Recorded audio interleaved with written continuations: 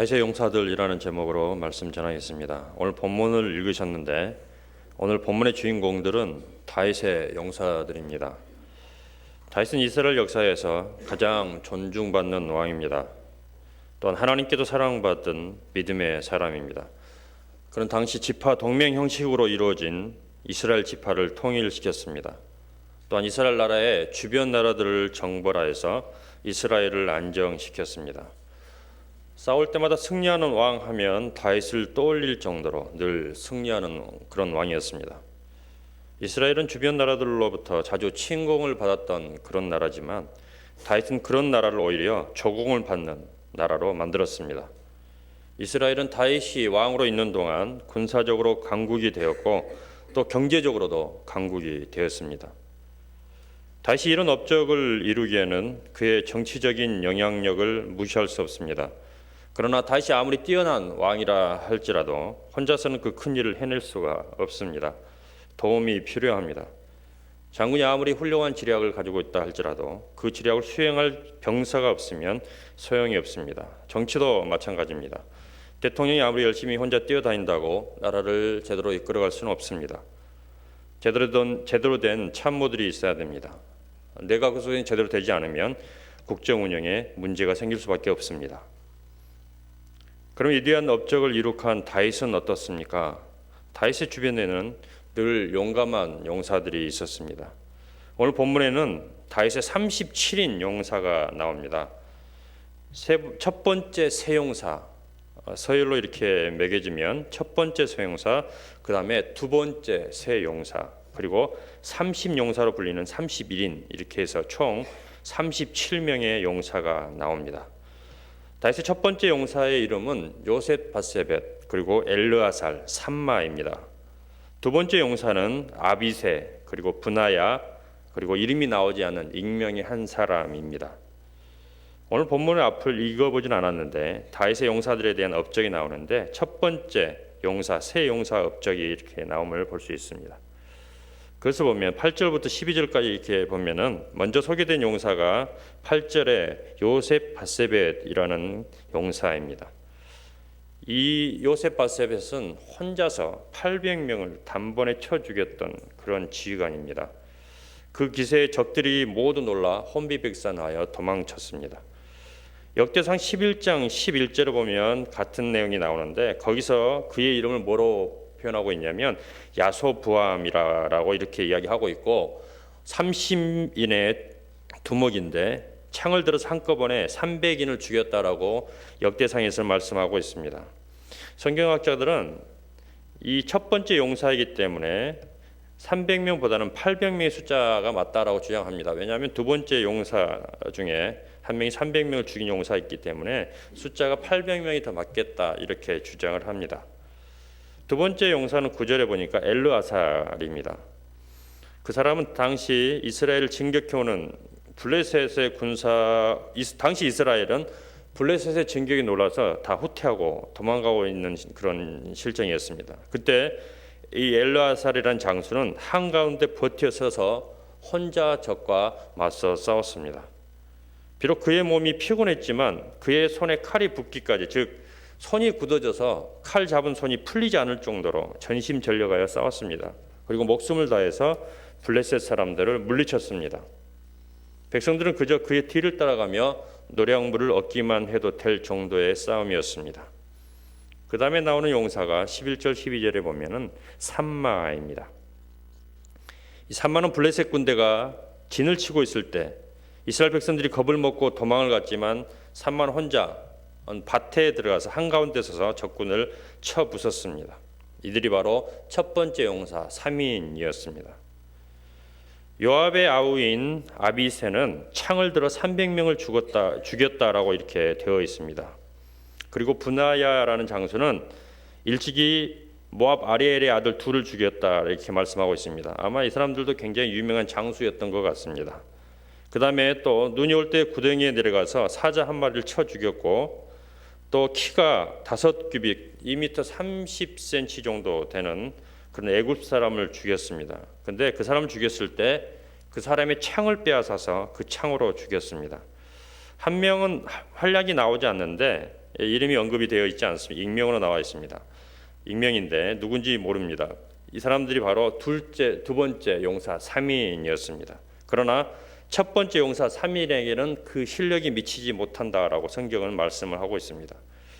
두 번째 이 3인도 굉장히 뛰어난데 첫 번째 3인은 말할 수 없이 엄청나게 뛰어났다는 이야기입니다. 그리고 본문 뒤쪽에 쭉 이렇게 31명의 장수들의 이름이 나열됐습니다. 그들의 활약이 일일이 나열되지 않았지만 이들 모두가 다 괴력을 가진 그런 장수임을 우리가 알 수 있습니다.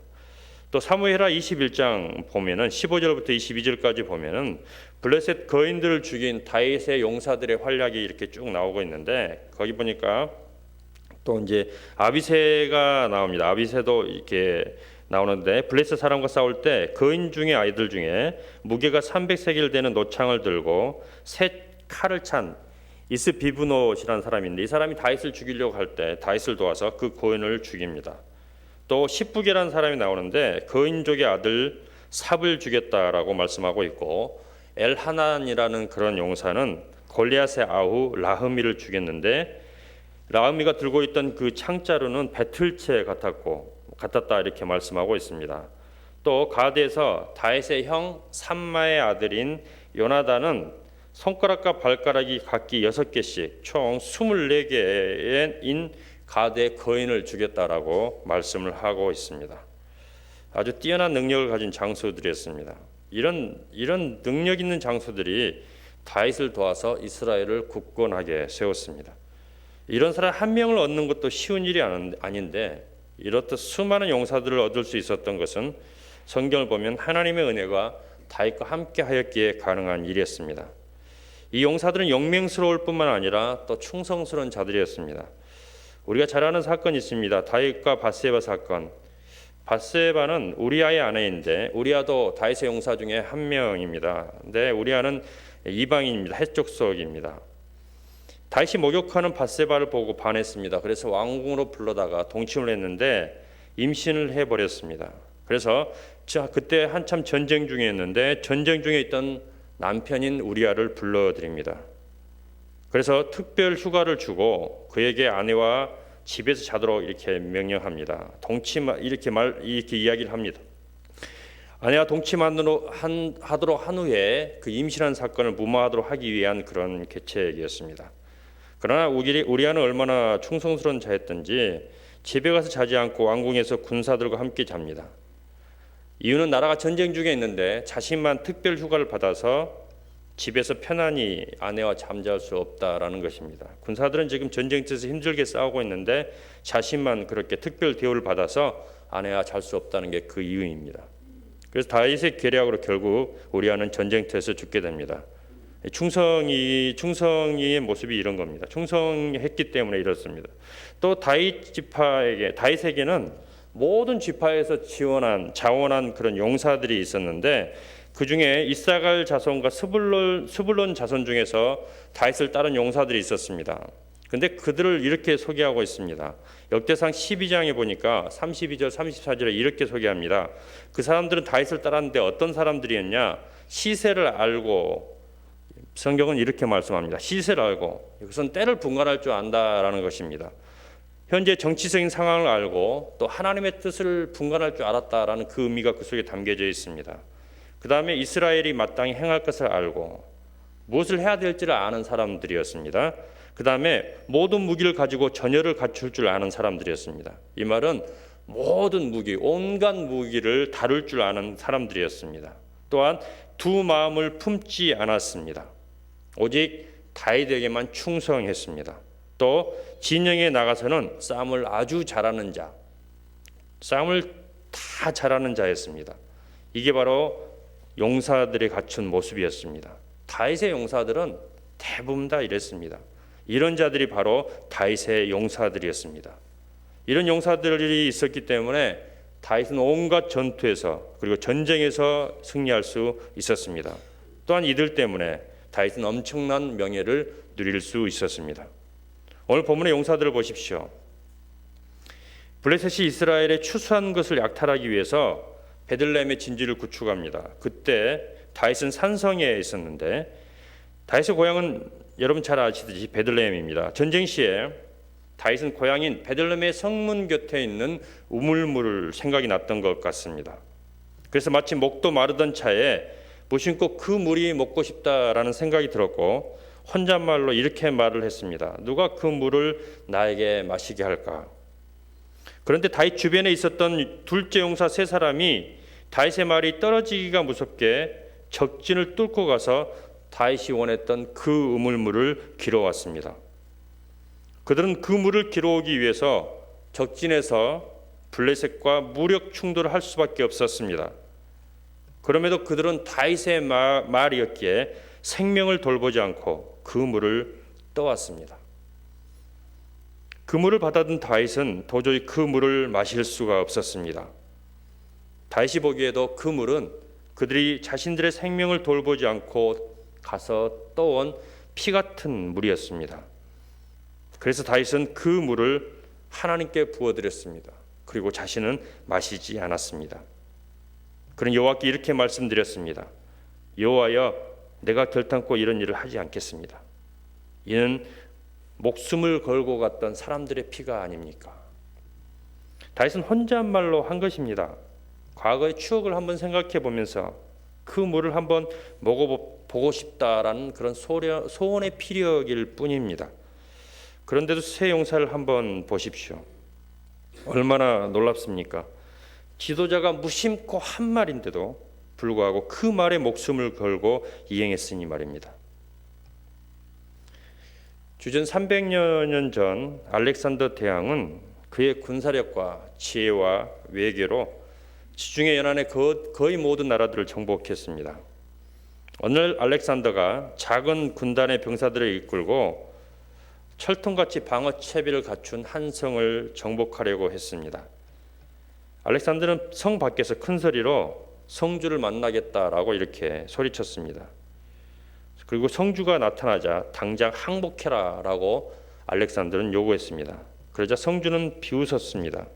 내가 왜 당신에게 항복해야 하나?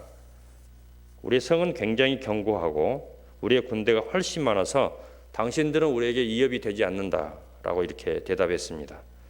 그러자 알렉산더는 당신들이 왜 항복해야 하는지 그 이유를 보여주겠다 이렇게 말하고는 군사들을 한 줄로 서게 했습니다. 그리고 30m도 넘는 아주 높은 절벽을 향해서 절벽 위에서 절벽을 향해 행진하게 했습니다. 그러자 알렉산더의 군인들은 주저하지 않고 행진하여서 한 사람씩 절벽 밑으로 떨어지는 것이었습니다. 오금이 저리는 그런 충격이었습니다. 이렇게 10사람이 떨어져 죽자 알렉산더는 나머지 군인들을 멈추게 했습니다. 그리고 자신에게 돌아오게 했습니다. 성주와 군인들은 그 자리에서 알렉산더 대왕에게 항복했습니다. 그들은 자신이 죽을 줄 알면서도 복종하는 부하들을 거느린 알렉산더를 이길 수 없다라고 이렇게 판단했던 것입니다. 알렉산더에게는 이런 부하들이 있었습니다. 사실 이 모습은 충성이라기보다는 맹신이라는 표현이 더 어울릴 것입니다. 오늘 본문의 세 용사도 어쩌면 맹신이라고 표현해 볼 수 있겠습니다. 다윗도 흠이 많은 사람이었습니다. 다윗은 다른 사람의 아내를 빼앗은 사람이고 그리고 그 남편을 죽인 사람입니다. 또 아들들이 많았었는데 아들들을 잘못 가르친 사람입니다. 그 아들 압살롬이 아버지 다윗을 죽이고 자기가 왕이 되려고 반란을 일으켰습니다. 그런데 그런 아들이 죽었을 때 정에 못 이겨 슬피 울어서 백성들의 마음을 상하기도 했습니다. 그 외 여러 가지 다윗의 흠들을 잡으려면 성경에서 많이 잡을 수 있습니다. 다윗이 비록 약점과 단점이 있었지만 이들 세 용사의 입장에서는 다윗만이 전부였던 것 같습니다. 그들에게 다윗이 없는 그런 자신들은 아무 의미가 없었습니다.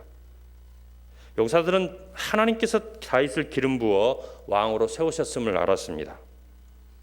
또 하나님께서 다윗과 함께 하시고 다윗을 통하여 하나님 나라를 세워 가신다는 사실을 확신했습니다. 그리고 용사들은 하나님께서 다윗과 함께 하시는구나. 하나님께서 다윗 편에 계시는구나. 내가 그래서 다윗을 위해 싸우는 것은 곧 하나님을 위한 일이구나 라고 깨달았습니다.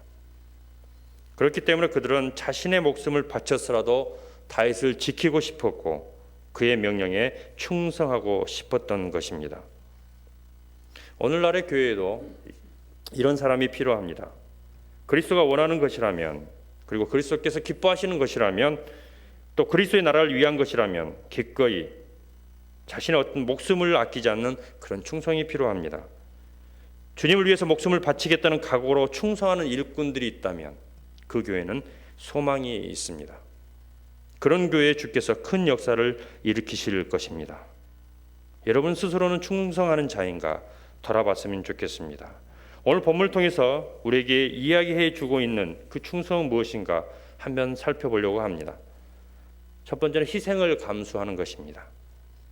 새 용사는 다윗의 측근입니다. 다윗과 함께 동거동락을 한 그런 사람들입니다. 일반 병사가 아니고 성경에는 장수들이라고 말하고 있습니다. 오늘 본문 속의 다윗의 말은 다윗이 용사들을 들으라고 명령한 것도 아니고 혼잣말로 한 것입니다. 그렇기 때문에 굳이 따르지 않아도 될 일입니다. 그래도 왕이 소원을 들었는데 그냥 지나칠 수는 없고, 그렇다면 휘하 병졸들을 시켜서 그 일을 해도 충분합니다. 더군다나 사사로운 왕의 소원 때문에 일국의 장수들이 목숨 바칠 수는 없는 일입니다. 충분히 병사들 시켜도 전혀 문제가 되지 않을 일에 오늘 다윗의 용사들은 자신들의 목숨을 바쳐, 몸을 바쳐 그 임무를 수행했습니다. 다른 사람을 시켜서가 아닌 자신들이 그 일을 하고 있습니다. 얼마나 멋있습니까? 바울은 빌립보서 2장에서 에바브로 디도를 소개하고 있습니다. 에바브로 디도는 누구입니까? 바울의 말에 의하면 그는 믿음의 형제요, 함께 수고하고 함께 군사된 사람이고 바울이 쓸 것을 돕는 사람이었습니다. 그리고 바울이 전한 주님의 말씀을 빌립보 교인들에게 전달해 주는 사람이었습니다. 에바브로 디도는 하나님 가족의 일원으로서 섬김의 교제를 잘 감당했으며 동역자고 그리고 조력자로서 신실하게 헌신했던 사람입니다. 복음에 있어서 하나님께 충성하는 자였습니다. 그런데 그가 병이 걸려 죽게 되었습니다. 그런데도 그는 자기 목숨을 돌보지 않고 주님의 일을 감당했습니다. 에바브로 디도는 아픈 중에도 자기를 돌보지 않고 섬겼으며 아픈 중에도 자기가 아픈 것을 알고 걱정하는 성도들을 오히려 더 염려했습니다. 목숨을 돌보지 않고 희생하며 주님을 위한 일에 매진했던 제자, 그가 바로 에바브로 디도입니다. 그래서 하나님께서는 에바브로 디도를 치료해 주셨습니다. 하나님 앞에 충성된 자였기에, 하나님 앞에 헌신된 자였기에 하나님은 그냥 그를 놔둘 수 없어서 그를 치료해 주셨던 것입니다. 빌립보서 2장 27절에 보면 하나님께서 그를 치료해 주셔서 바울이 큰 근심을 면하게 되었다. 바울의 큰 근심을 면하게 해주셨다라고 말씀을 하고 있습니다. 충성이란 것은 자기 희생이 뒷받침돼야 됩니다. 구약 요나를 보십시오. 그에게 하나님 말씀이 주어졌습니다. 그럼에도 불구하고 그는 이행하지 않았습니다. 이스라엘을 핍박하는 나라를 구원하려는 하나님의 명령을 이행하는데 자신을 희생하기가 싫었습니다. 왜 남의 나라, 그것도 지긋지긋하게 싫어하는 아수르 나라, 그 나라의 수도인 니느웨에 가서 구원을 선포하느냐는 것입니다. 그런 일에 자기의 목숨을 바치기가 싫었습니다. 그래서 그는 도망하다 결국 붙잡혀 하나님의 명령을 이행합니다. 그러나 이것은 선지자다운 모습이 아닙니다. 억지로 그 일을 했기 때문입니다. 충성이라고 말하기가 어렵습니다. 아침에 밥도 제대로 먹지 못한 채 남들보다 일찍 나와서 연습하는 성가대원들, 그리고 또 주일날 식당에서 봉사하시는 분들, 또 예배위원들, 또 주중에 새벽 차량으로 수고하시는 분들, 또 주일날 차량 운행하시는 분들, 또 토요일에 교회 나와서 청소하시는 분들, 또 말없이 조용히 남들은 꺼려하는 교회 굳은 일을 도맡아 하시는 분들, 교사들, 그 외에 여러분들이 있습니다. 그렇게 희생하며 충성하는 교인들이 있기에 교회는 희망이 있는 것입니다. 갈수록 교회 봉사를 꺼려하는 시대가 되어가고 있습니다.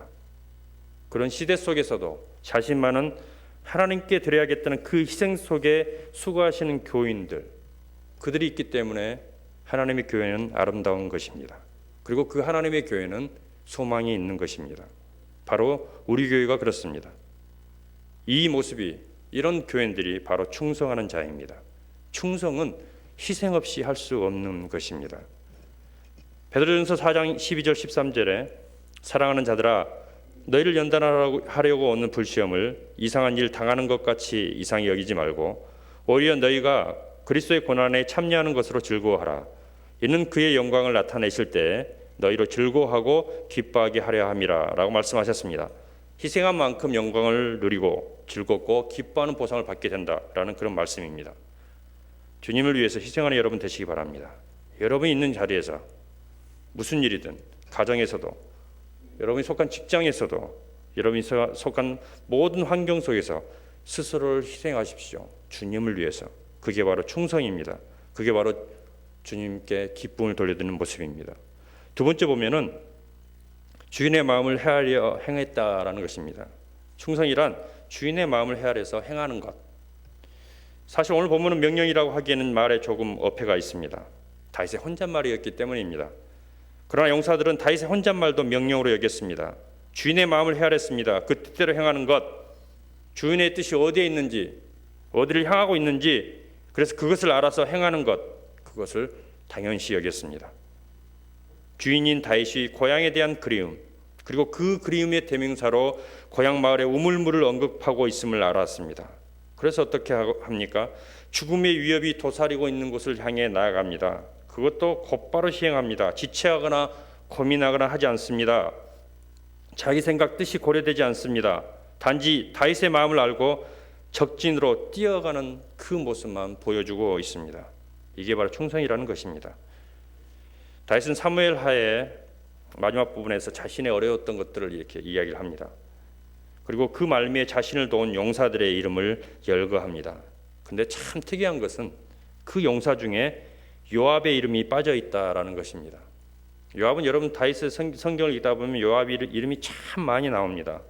그런데 말미에 용사들을 언급했는데 자신과 함께 늘 이렇게 했던 요압이라는 사람 이름이 빠져 있다는 겁니다. 물론 용사들을 이렇게 쭉 읽어보시다 보면 요압이라는 이름은 있습니다. 근데 요압 그 사람을 설명하고 있는 게 아니라 요압의 아우인 아비새와 아사엘을 설명하기 위해서 그냥 이름을 거론했을 뿐입니다.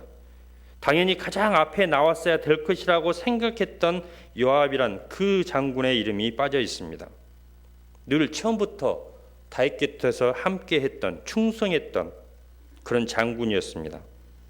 요압은 다윗이 사울 왕에게 쫓겨날 때도, 그리고 쫓겨다닐 때도 함께했고 위기에 처했을 때 함께했었습니다. 그는 유다 군대 총사령관이 되었고 한평생 다윗 곁에서 싸웠던 그런 사람이었습니다. 다윗의 부하로서 온갖 굳은 일을 도맡아 하던 자, 그가 바로 요압이었습니다. 그리고 다윗이 우리아를 죽이려고 할 때 다윗하고만 은밀하게 계획을 나눴던 사람이 바로 이 요압입니다. 그런데 왜 그가 다윗의 용사의 자리에 그 반열에는 들어있지 못했을까요? 그 이유는 그가 주인의 마음을 헤아리지 못했기 때문에 그렇습니다. 압살롬의 쿠데타로 인해서 다윗은 위험에 빠져 어려운 시기를 보냈습니다. 그리고 다시 정권을 잡았습니다. 아버지인지라 아들이 쿠데타를 일으켰음에도 불구하고 그 아들은 살리고 싶었습니다.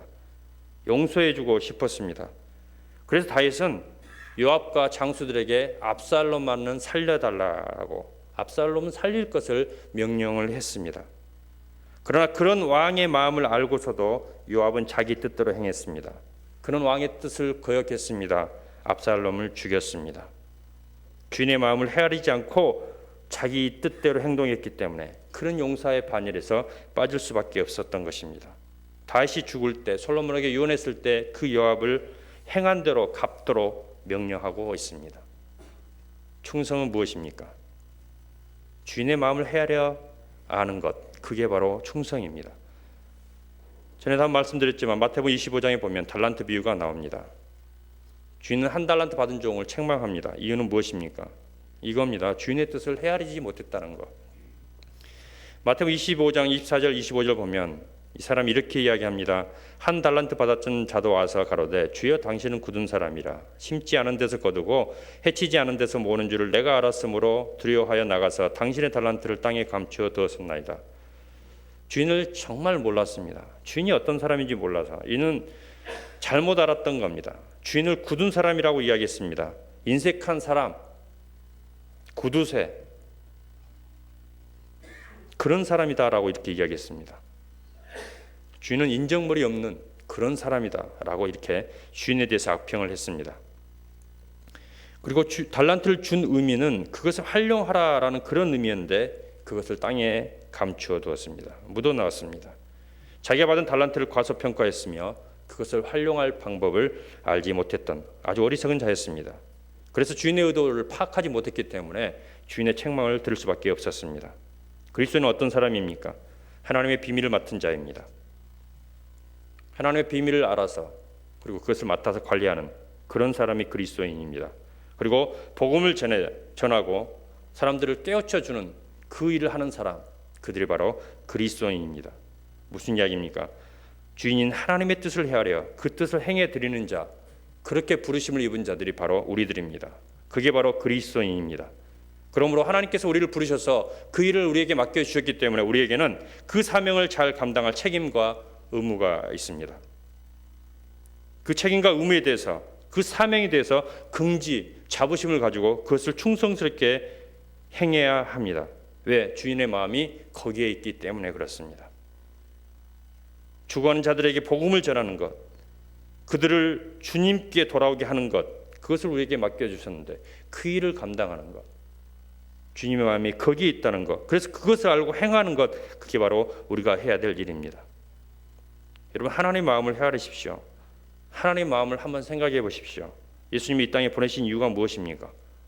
예수님이 이 땅에 보내시고 십자가 지게 하시고, 그래서 예수님이 십자가로 인해서 제 가운데 죽을 수밖에 없던 우리를 구해 주셨습니다. 구원하셨습니다. 그게 바로 하나님의 마음입니다. 그것으로 끝나지 않습니다. 우리가 이제 구원을 얻었으므로 우리로 하여금 또 다른 죄에 빠진 자들에게 예수 그리스도를 선포하고 그들 또한 구원의 반열에 동참되도록 우리가 복음 전하는 자로 세워지는 것을 하나님은 원하십니다. 복음 전하는 자로 부르셨습니다. 그래서 그 일을 감당할 책임과 의무가 우리에게 있습니다. 그게 하나님의 마음입니다. 그 하나님의 마음을 헤아리고 그대로 행하는 자, 그게 바로 충성된 자입니다. 세 번째 보면 사명의식이 뚜렷해야 됩니다.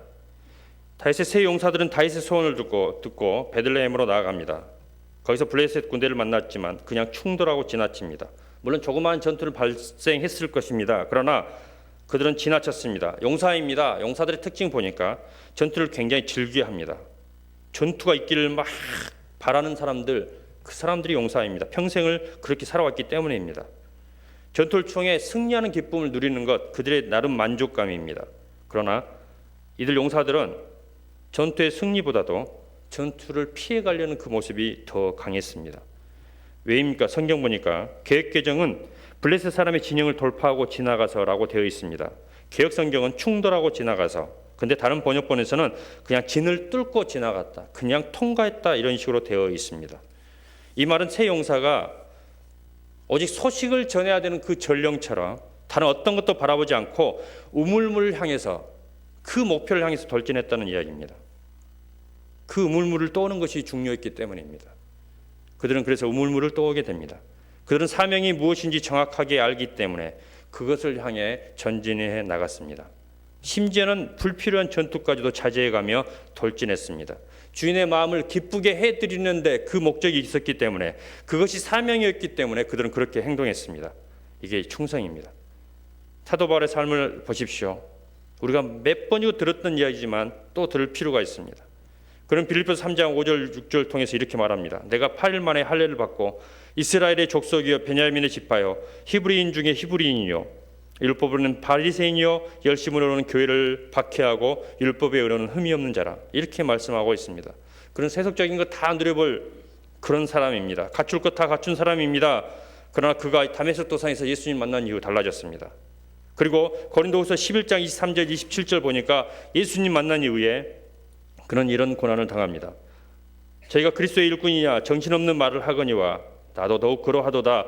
내가 수고를 넘치도록 하고 옥에 갇히기도 더 많이 하고 매도 수없이 맞고 여러 번 죽을 뻔하였으니 유대인들에게 40에 하나 감한 매를 5번 맞았으며 3번 태장으로 맞고 1번 돌로 맞고 3번 파선하는데 일주야를 기품해서 지냈으며 여러 번 여행에 강의 위험과 강도의 위험과 동족의 위험과 이방인의 위험과 시내의 위험과 광야의 위험과 바다의 위험과 거지 형제 중에 위험을 당하고 또 수고하며 애쓰고 여러 번 자지 못하고 줄이며 목마르고 여러 번 굶고 춥고 헐벗었노라 이렇게 말합니다. 이게 가능한 일이겠습니까? 뛰어난 자입니다. 사도 바울은 뛰어났습니다. 언어도 여러 개 할 줄 알았고요. 공부도 얼마나 많이 한 사람인지 모르겠습니다. 그런 사람이 복음 때문에 그리고 예수님 때문에 이런 질고를 당한다는 게 이게 일반 상식이겠습니까? 이건 일반적인 일이 아닙니다. 그럼에도 불구하고 이런 일이 가능하게 했던 일이 무엇입니까? 그렇습니다. 그거는 성령께서 우선 역사하셨기 때문이고 사도 바울 안에 사명의식이 투철했기 때문입니다. 이 어려움 속에서도 끝까지 한 마음으로 예수를 향할 수 있었던 것은 그의 마음이 오직 예수만 있었기 때문입니다. 그의 마음속에는 다른 어떤 것이 아닌 예수 그리스도만 있었기 때문에 그렇습니다. 그리고 그 예수를 전하는 그 기쁨이 어느 무엇보다도 어떤 것보다도 더 기뻤기 때문에 그 일을 감당했습니다. 그는 이렇게 고백합니다. 사도행전 20장 24절 나의 달려갈 길과 주 예수께 받은 사명 곧 하나님의 은혜의 복음 증거하는 일을 마치려 하면은 나의 생명을 조금 더 귀한 것으로 여기지 아니하노라. 하나님의 사명이 더 귀중하다는 것입니다. 하나님의 사명 그것이 자기 인생에 있어서 가장 소중하다고 이야기하는 것입니다. 고린도전서 9장 16절에 내가 복음을 전할지라도 자랑할 것이 없으면 내가 부득불 할림이라. 만일 복음을 전하지 아니하면 내게 화가 있을 것이라다. 사명감이 뚜렷했기 때문에 죽도록 사명 다하는 그 충성으로 살았던 사람이 바로 사도 바울입니다. 예수님 어떻습니까? 그는 하나님의 아들이십니다. 그러나 그는 하나님 앞에 맡긴 일을 다 하신 분이십니다. 십자가가 바로 그 의미입니다. 거절할 수 있는 그런 십자가입니다. 어느 때고 지기 싫으시면 돌아설 수 있는 게 십자가이시지만 그러나 하나님의 명령이시고 그리고 하나님의 마음이 거기에 있고 그리고 그것이 예수님에게 주어진 사명이셨기 때문에 그것을 지셨습니다. 그래서 우리에게 구원이 임했습니다. 고린도전서 4장 2절에 맡은 자들에게 구할 것은 충성이라 말씀합니다. 충성을 한자로 보니까 충자는 변하지 않는 것을 의미한다고 합니다. 가운데 중 마음 심자 그것이 합해진 글이기 때문에 변하지 않는 것. 성은 말씀원과 이룰 성이 합해져 이루어진 것이기 때문에 말대로 사는 사람, 즉 신실한 사람, 변하지 않는. 그래서 충성이라는 것은 변하지 않는. 원어로는 피스토스입니다. 신실하다라는 그 의미가 강합니다. 믿을 수 있다, 신뢰할 만하다. 그렇습니다. 우리에게 맡겨진 일이 무엇입니까? 그 맡겨진 일들, 교회에서만 맡겨진 일을 생각하십니까? 아니요. 여러분 직장 그 속에서도 여러분에게 맡겨진 일이 있습니다. 가정에서도 그렇습니다. 그 일을 잘 감당하는 것. 오늘 이 용사들을 통해서 우리에게 준 그 의미 속에서 나타난 그 충성, 그것들을 해나가는 것. 그게 하나님이 여러분에게 원하시는 충성의 모습입니다. 여러분이 그 충성의 모습으로 살게 되면 주님은 이렇게 우리에게 말씀하실 겁니다. 마태복음 25장 달란트 비유에서 말씀하신 것처럼 착하고 충성된 종아 내가 적은 일에 충성하였으므로 내가 많은 것을 내게 맡기리니 내 주인의 즐거움에 참여할지어다 이렇게 말씀해 주실 겁니다. 시편 101편 6절에 말씀하고 있는 것처럼 내 눈이 이 땅에 충성된 자를 살펴 나와 함께 살게 하리니 완전한 길에 행하는 자가 나를 따르리로다. 여러분 오직 하나님께 충성하셔서 하나님께만 영광 돌리고 그래서 여러분 가운데 기쁨이 넘칠 수 있는 귀한 성도들 되시기를 간절히 바라겠습니다. 기도하겠습니다. 걸어가신 하나님을 찬양합니다. 다윗의 용사들을 통해서 충성이 무엇인지 살펴보게 하셨습니다. 하나님 우리 마음속에 새겨지는 대로 우리 마음속에 하나님 말씀이 기억되는 대로 이 땅 가서 살아갈 수 있도록 인도하여 주시고 그래서 잘했다 충성된 종아 칭찬 드릴 수 있는 우리 삶이 되도록 인도하여 주옵소서. 오직 하나님께만 영광 우리 삶이 우리 생각이 우리 마음이 그렇게 하여 주옵소서. 감사합니다. 예수님 이름으로 기도드립니다. 아멘.